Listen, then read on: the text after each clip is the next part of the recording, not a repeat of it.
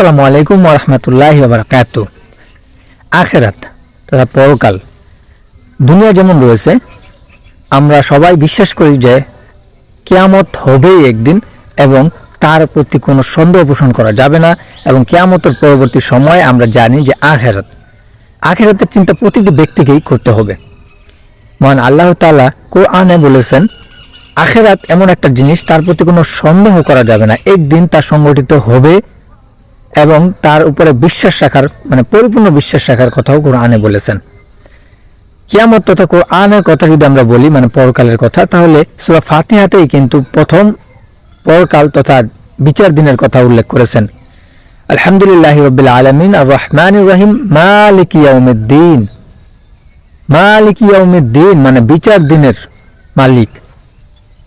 তো ওই সূরা ফাতিহাতে প্রথম যে সূরাটা কোরআন শরীফের, সেখানেই আল্লাহ তাআলা আমাদেরকে বলে দিয়েছেন যে তিনি হচ্ছেন বিচার দিনের মালিক এবং এই বিচার দিন অবশ্যই অনুষ্ঠিত হবে। প্রতিটা মাখলুকাত আল্লাহ তাআলা পৃথিবীতে যাদেরকে পাঠিয়েছেন, এবং আল্লাহ তাআলা কিন্তু এটাও বলে দিয়েছেন যে মানুষ এবং জিনদের অবশ্যই তাদের হিসাব নেওয়া হবে। তাই আখিরাত আমাদের জন্য সবচেয়ে বেশি গুরুত্বপূর্ণ।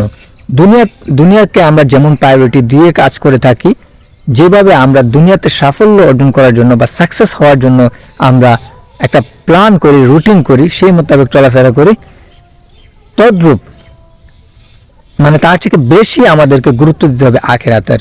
কেননা আমাদের প্রতিটা মানুষের একদিন মৃত্যুবরণ করতে হবে এবং মৃত্যুর পর আমাদের স্থায়ী ঠিকানা হবে আখিরাত। আর যাদের দুনিয়াতে তাদের কর্ম ভালো হবে, আমল ভালো হবে, আখলাক ভালো হবে, তারাই কিন্তু সেই চিরস্থায়ী ঠিকানাতে সুখে থাকতে পারবে। সুবহানাল্লাহ।